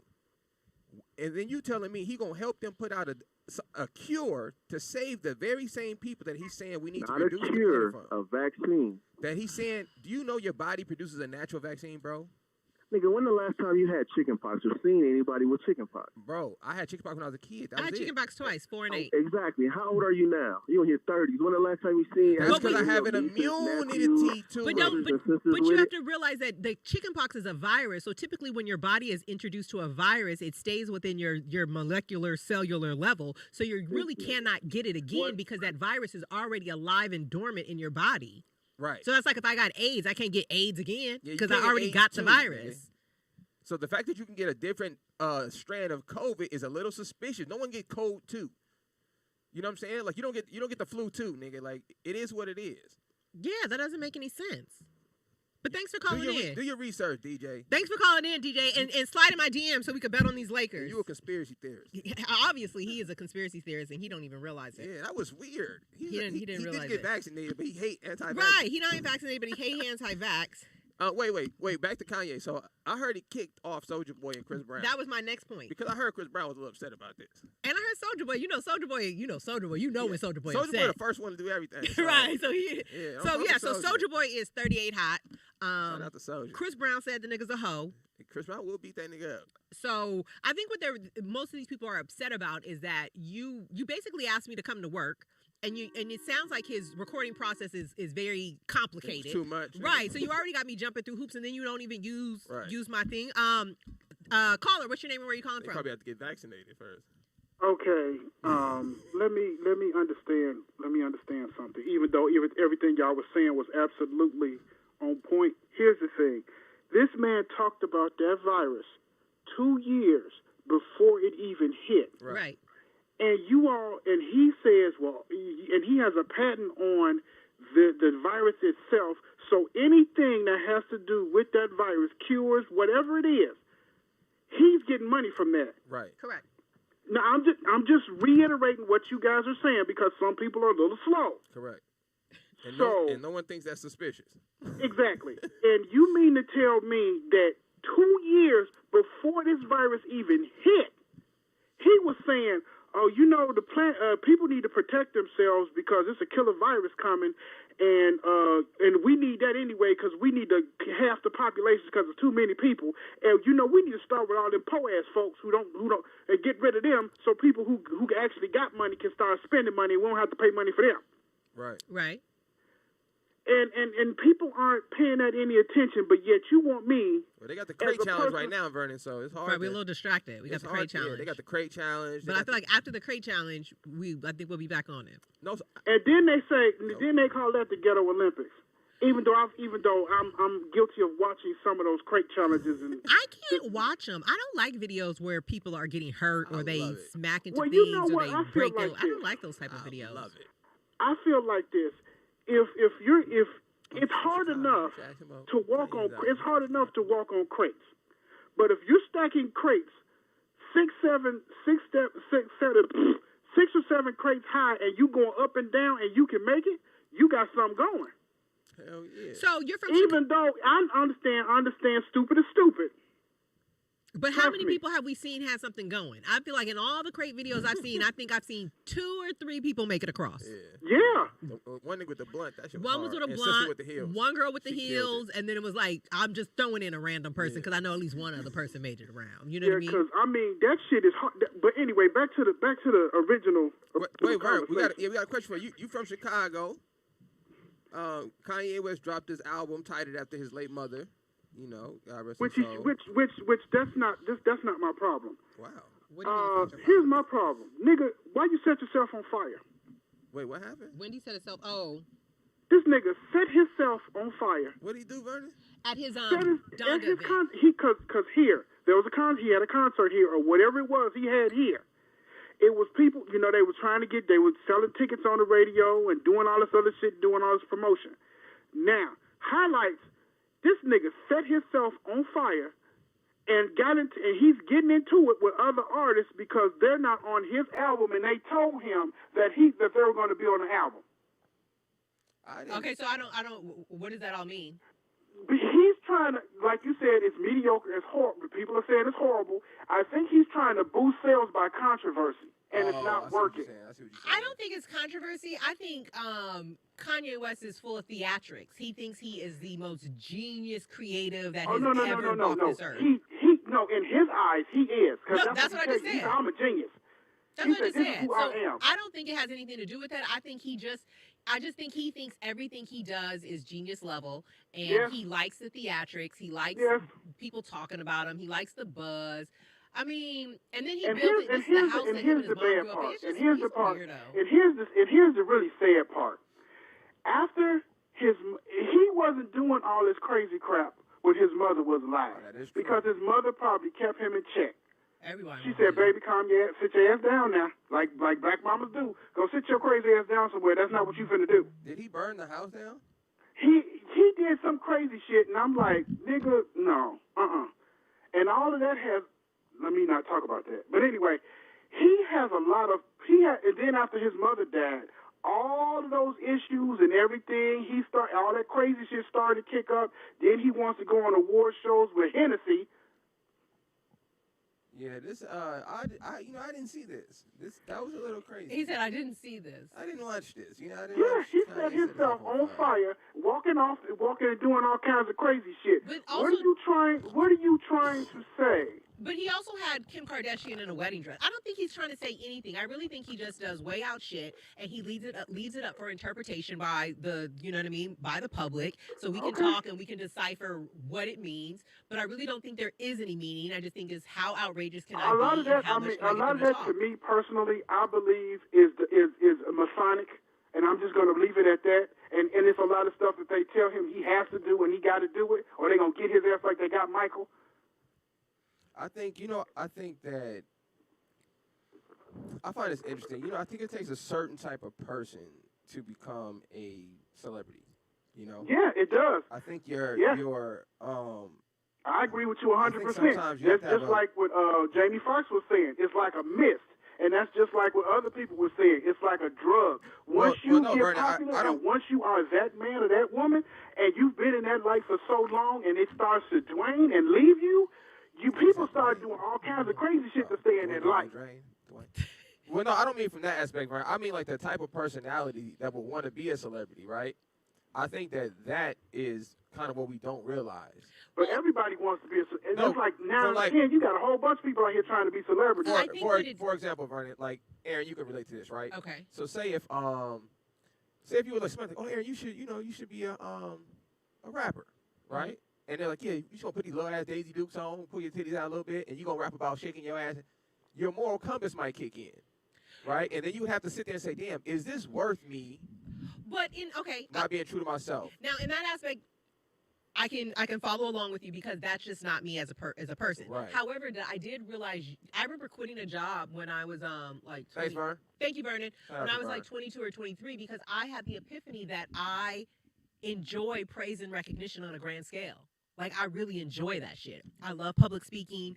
I love praise. I love recognition. I love being recognized for the things I do and I say. You know what I mean? So I get what you're saying. Sometimes fame is not always the entertainment, shake your ass rapper lane. You might want fame from being a writer. You might want fame for being a director. You might want fame for creating a vaccine or something like that. But I think the root of fame is people are yearning for praise and recognition on a grand scale. And that's like the bottom. That's the base. And I think that's a very particular type of personality. Like you said, you were able to recognize that in yourself. Me personally, it never does anything for me. Mm-hmm. I almost want to walk the opposite direction. Mm-hmm. You know what I mean? But I noticed like the newer generation of kids, and maybe it just wasn't people weren't able to express it a while ago because it always could have been the case. But you even hear like LeBron will say he's the best, right? And then you look at somebody like Michael Jordan who's never said it. But I also think it's a generational thing. That's what I'm saying. His generation wasn't. I feel like his generation wasn't raised to be self-absorbed. They were raised to be, how are you a part of this community? Right. And how do you help this community? Right. But I feel like we've gotten to individualism to the extreme, and especially with YouTube and stuff like that. Like you ask kids, what do you want to do? Kids want to be YouTubers, but to their defense, why not? Why not sit up here, run your mouth, and have a video that make you $1,000, $2,000, $3,000? I'm gonna tell you why. Why? Because this is what I had this discussion with my mom over the weekend and it fucked me up. What? We were sitting there talking about the same thing, and I was like, damn, if anything happened, I can't take my current skills and do shit with them. Why? What the fuck am I? Like, I'm talking about these skills that I've developed over the last 5 or 6 years, right? Why do you feel like you can't do anything with it? When I say anything with it, so what I'm talking about is, let's say I had to take my family, right, and evacuate. Okay. And we had to move somewhere, and we had nothing to start over. Mm-hmm. I don't know any skills to make that happen. I don't know how to plant. I don't know what foods to go get to plant. Okay. I can't just look at a tree and be like, I know this is an edible tree based on this, right? Mm-hmm. I can't decide. I don't know where to plant to know where rain falls. Right. You understand? I don't know how to build a home. I don't know plumbing. And when I think about my grandfather knew how to build a home. Mm-hmm. This nigga had to hook up plumbing, cable, electrician. But you also have to think, this was in the time when they didn't even have house phones. So what you got to do all day? But that's not the thing. But learn the skill set. But look at what those things did was it made you be able, in my world, to be able to be self-sufficient, right? Uh-huh. And like the thing about being a man is you want to feel like you can handle the situation, whatever it is. If your wife called you, I can change the tire, nigga. I got that, you know. Mm-hmm. And when you can't do it, it affects you in a way as a man. Okay. Because you're like, damn, I'm lacking in something Mm-hmm. that I have the ability to fix, Right. right? So I feel like we have a generation of people when we really look at it, we don't really have any real skills. Right. Well, we are entertainers, and that's dangerous. No. I think it's a microcosm of living in Los Angeles, growing up in Los Angeles, and growing up in the entertainment industry in Los Angeles for you, Nick. Okay. Because I feel like when I live, like, have you ever been to D.C.? No. I love DC. I love DC because just the air of DC, it just feels so powerful. Okay. It just feels like I'm really doing some real shit around here. Like the job that I'm doing is actually affecting this entire country as a whole. Okay. Like you really feel grown and established and responsible. That's how I felt when I was out there. Right. But then when you come here, it's a different feeling. You know what I mean? It's like if you go to a Texas. Right. Those men out there, they know how to build stuff. They know how to farm. Right. No, but we're talking about the YouTubers though. Regardless of where they at, like I agree with you. The YouTube, I think the thing is that when we hear the term YouTuber, we automatically assume it's somebody who is an adolescent or a juvenile. When you have 50-year-old YouTubers, I'm talking about. That's a good point because I'm not even talking about the YouTubers who display skills on camera. I'm simply talking about the massive amount of people who just basically gossip and opinion based, right? So that's just the structure of it, right? Right. Which is fine, but I think the danger in it is like China has a whole program that takes all the faces that they have on their little camera thing and they create new faces, right? And they use this programming to make up advertisements. So they sell this programming to advertiser companies. So instead of me paying an actor, this company creates a person that doesn't exist, and I can just hire this character for my commercial. They're called deepfakes. I didn't know that. So you hip to the game more than me. But when I seen that, it hit me to the I thought about the YouTubers, right? So now what's gonna stop me from just creating a whole new person that doesn't exist, giving them a YouTube page, pumping all this, and now we really have a society that has nothing to do. Right. Caller, what's your name? Where you're calling from? Hold on one second. To your point, Nick. Did you guys hear about China recently limited gaming for youth, I believe, to like 3 hours a week? I love it. Yeah, they limited it for the whole country. You're only allowed to be on playing this whatever game. I think it's only like 3 hours a week. And so now like all of the gaming stocks and whatnot are actually falling in China and in that region because they've implemented, it's like you got to log in it monitors like, okay, you saw your 3 hours, kick rocks, see you next week, you know, because they're saying that the children are too distracted. And I know people feel like China is an authoritarian country. They rule with a heavy hand. But when you listen to some of the stuff that they're enacting, it's usually for the betterment of their people. Right. It's just that we're so freedom over here. We can do what we want, that we don't like authority, or we don't like when people are looking at the greater good of something and saying like, no, these kids are online way too much. But nonetheless, caller, what's your name and where are you calling from? I like that. Nick, what you just said, I'm going to explain to you why people don't have those skills anymore. Because it was taken away from us and they feel like we don't need them. Like when I was growing up, you need to learn how to read a map. How many people you know now can read a map? Good fucking point, Brian. No, How many people you know now can go to an encyclopedia and actually look through the fucking encyclopedia and know what the fuck they're doing instead of going to Google? Everything now is fast, quick, and easy. If they cut off GPS right now, half this country will be lost. Right. And I think that's dangerous, you know? That's very dangerous. So here's the thing. Here's the thing that I feel that you should be able to do. You should say, hey, instead of going to Google and looking up Google Maps, let me go to this gas station or whatever you want to call it and get this map and figure this shit out.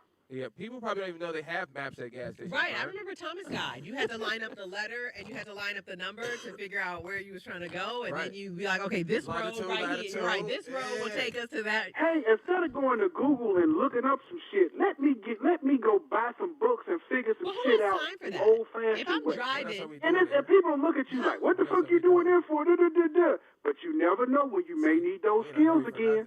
If shit get cut off, a lot of people are gonna feel real bad. Vernon, give me 3 things, right, that you feel like every person should at least skill they should have right now, just being an adult. As an adult, you know how to read a map. Okay, read a map. That's one. Give me okay. As an adult, you should be able to know how to do research without a computer or a phone. So you mean like know how to access a library or Exactly. But that's kind of archaic because they're closing down the libraries, and the only reason they're closing down the libraries is because they're the only place that is still available and free in society, and a lot of homeless people are utilizing the libraries because that's the only place they have to go all day long. Well, the library is the only last Well, place they're in the rebuilding libraries here. But I don't know the what they're library closing is there, the- but they're rebuilding them here. But out here, not really. But what people don't understand is that the library is the last free part of our society, where you can go in for free, get a membership for free, take their books for free. You can sit here all day for free. Right. So a lot of homeless people or homeless children, they'll go to the library and spend the whole day in the library because they don't have anywhere else to go. Right. And once politicians start to realize that, they start shutting down libraries. Because it's always fuck the homeless. I don't know what that's about, but that's how we operate in America. You know what that's about. Stop acting. Which is crazy because they just put a whole bunch of Afghans in apartments. Niggas, I don't understand this shit. It's nigga. about all money. up in the valley and shit. It's all about money. It's like it's just like Tent City, and I'm gonna say that just in our areas. You've seen Tent City just like I've seen Tent City. Tent City is where a bunch of homeless people get together, and they have little tents all over the park or wherever free space is, and they're there until the people who live across the street, who live in these condos and duplexes and all these other places, get sick of looking at them and make them move. Because they're not going to call the police. They're going to go directly to their congressman, or they're going to go directly to their representative that lives in that neighborhood and say, look, we're help funding you to keep you in office. Get rid of them. Yeah, thank you, Vernon. I'm glad you said that, Vernon. You know, Aaron, I wanted to say this. I thought about this. You know, because you was just speaking about voting coming up, you know. And I got pressed about this over the weekend. Somebody was really questioning about why I don't vote and how irresponsible this is, and how many black people died, and marches, and right? And I said, damn, you know, Nick, let me take some time to really think about this. Why don't I vote, right? And then I thought about something. Voting on this is a public service announcement. Voting only works if you have money. Just so you guys understand how politics work. When, for example, the teachers union, when they vote for somebody, they're giving that person money. They're funding that person. That's the only reason the candidate has any interest in what the fuck the teachers are talking about. Right. That is not because the candidate is a good person. No, it's like the super PACs. So they're endorsements. I got the endorsement for the police officers. I got the endorsements from the firefighters. I got the endorsements from the teachers union. So I got the endorsement for the nurses of America. So they don't teach you that in politics. They teach you everything else. They don't teach you about the money aspect of it. Like, this is the real reason they're doing it, right? It's because there's money being given to them to do this thing. That makes sense to me. Right. So two things that light bulb for me. For one, I have never seen a personal bill for black people, period. Okay. Right? I'm not talking about for colored, and I'm not talking about minorities, and I'm not talking about any other word they want to squeeze in there. I'm talking about very specifically for black people. Okay. I've never seen that bill, so that's the first reason I don't vote. Second reason is we don't have any backing for politicians. What do you mean? Right? So we don't have an organization like a teachers union. Like, we don't have a black teachers union, for example, right? That pushes black agenda in the school district. Well, we got the Black Caucus. That's the bourgeois. What they call the bourgeois, nigga? That's the Potomac crowd. Whatever, nigga. So what I'm saying is, and I feel like for all the black people who are so passionate about voting and being a part of the system, I would encourage you guys to set up some actual, real, profitable system that we can actually use this voting thing to our benefit. All we have to do as a community is put a few dollars behind a person. But you think we haven't? We haven't. Well, black people do a lot of talking, and we like niggas based on what they say. Give me a person. Give me a person that we funded. Joe Biden. We funded Joe Biden? But when I say yes. Money-wise? Yes. Wait, who? Oh, Barack Obama. No. I'm not talking about an individual. I'm talking about a community that has a communal interest. So, for example, we have ghettos. No. Because think about the politicians that go to the churches, right? And they might do a fundraiser at the church. Right. That's a communal issue. They're supporting the candidate. But have they put anything? What I'm saying is, you're looking at it. You're looking at it. What you're saying is that the community there has never been an agenda attached to the money that's given. It's never been a quid pro quo. Correct. That's your problem. We're giving the money without knowing what we want to receive for our funds. We're not doing the politics. We're giving the money because we like the candidate. Right. Which has nothing to do with politics. Right. Politics is strictly about exchange of funds. I'm giving you this money for you to execute my interests. Right. But I don't think that black people have a common interest for one. Because we're not monolithic. Okay, but no, I don't think any group of people are monolithic, but it seems to be the Jewish community. White people are monolithic. Well, the Jewish community. I would say South white people are monolithic. Asian people seem to have a common ground, right? They're able to have a whole community, right? Where the cops don't come in their community and harass them and all that, because there's money behind it. That will fuck up somebody's funding if they did that. Mm-hmm. And I feel like if that was the conversation in the black community, but I feel like the Asian people as a whole, and maybe I might not be correct on this, but I feel like as a whole they don't participate in politics. They don't, but they stick to their community. They recycle their dollar. They keep their shit within their gates. I mean, what is a politician gonna do for them? No, that is not true. They fund politicians to pass certain. So say if a politician, right, is saying hey, we need to make sure the trash man is coming 4 times instead of 3 times through this neighborhood, and make sure that the trash, like, and you go to the ghetto, the same thing happens. I've seen trash men in white neighborhoods knock a trash can over. They'll pick up all the scraps, nigga. Scoop it back in the can, make sure the whole street clean. In a black neighborhood, they'll knock that shit over and throw the bucket and keep it moving, right? And it's because of the money that's spent there. They know if they see that trash out there, they're going to get a phone call. And they say, hey, nigga, we're not paying y'all to leave trash out here. We're paying y'all to come pick it up. We need the same thing to happen in our neighborhoods. It's exhausting. That's a horrible excuse. But I'm not saying that. No, not saying that. No, I'm just saying. The process, right? Just as a whole it's just exhausting. I really just kind of just want to get a passport and find myself somewhere in the deep jungle of Africa and just say, fuck y'all society on some real shit. It doesn't matter. But for all you voters, I just wish you guys would put an actual system together. We're gonna wrap this up, and we're gonna leave off on 2 notes. Ooh. One, so Offset of the Migos. Offset.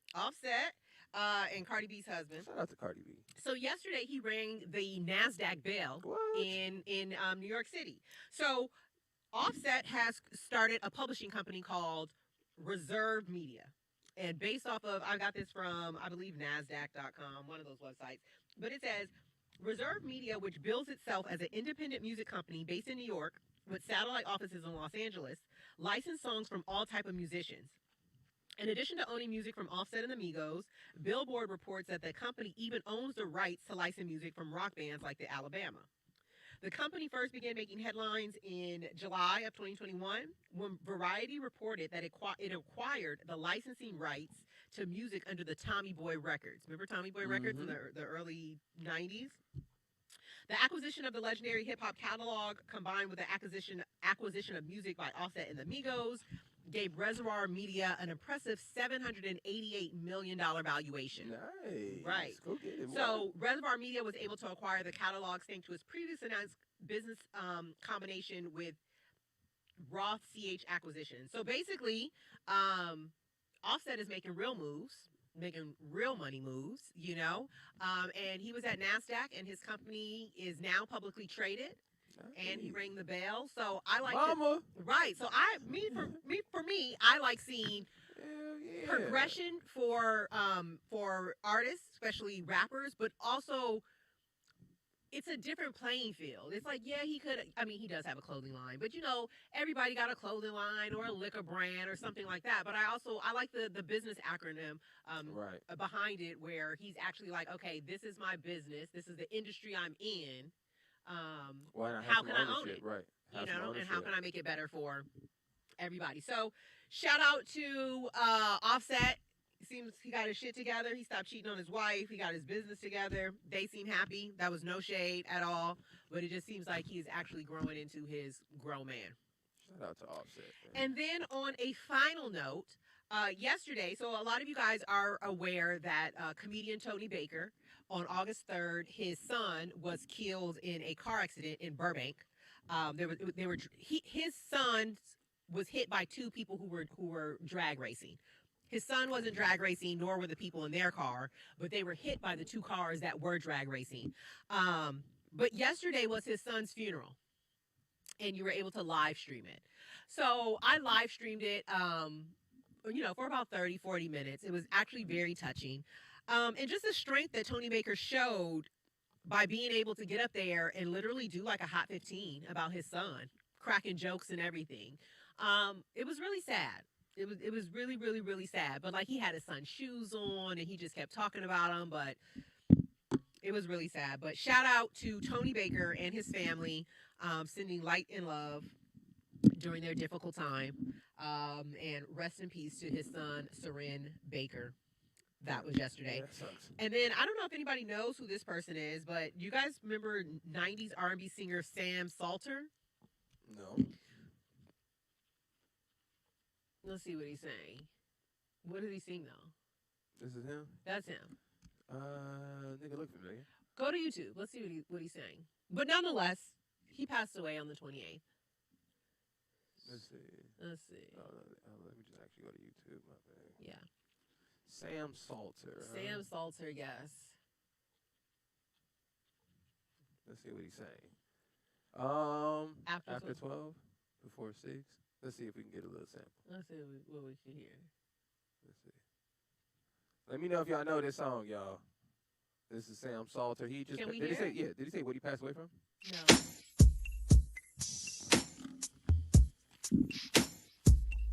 Y'all know what this is, y'all? Y'all heard this? I ain't never heard it. It only got 500,000 views. Let's go to 2007. the Which one? Give Me a Baby. We got one called. No, I'm saying let's go further into the song.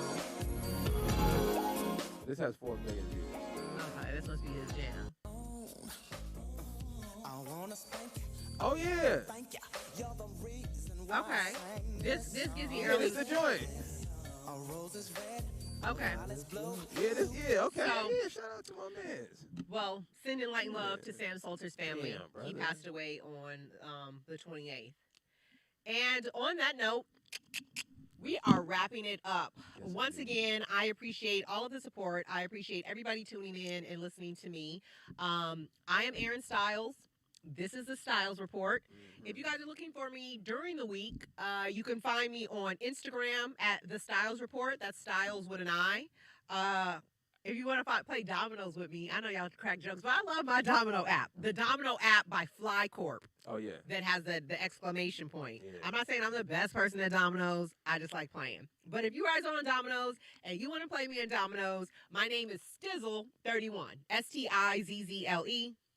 And then if you're just feeling generous, I don't know, you can find me on Cash App at $ Erin Stiles. That's Erin with an E.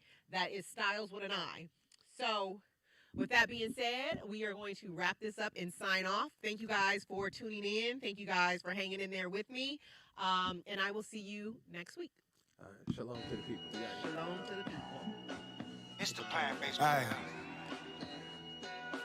Yeah, we on that A-Bay shit. Oh, shit. Homie got shot the other day, but he feel fine. Between hate and love, it's a thin line. Yeah, he fell off 100 times, but he's still trying. Tranny slipping, car on E, but he's still driving. I don't care if you work at Vines, nigga, make it work. Just make sure that rent paid on the first. My mama used to wake me up, tell me don't play at church. I done seen a lot of friendships end over paperwork. Hey, game fucked up. Niggas ain't loyal to the blood in their veins, let alone to the mud under their shoes, you feel me? You create foes when you friendly over everything. Is that deep enough? Mama was my best friend when I was growing up. She told me, boy, you better fight, nigga, never run.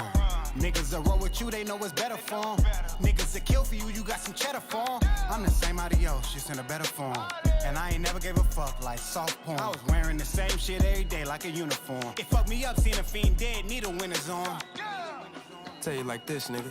I done bought a bitch plenty, I ain't never got that shit back on my taxes. Know that I get it back from the attention I pay to these hating halfway ass niggas, you hear me? And when they ask me questions, I won't tell a soul. I could've did something else, I didn't have to go. I didn't have a 9 to 5, had to get it on the road. Yeah, I grew up cold, sending hoes and kick those.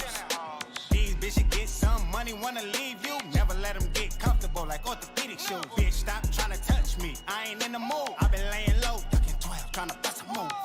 This is game. Good ass motherfucking education.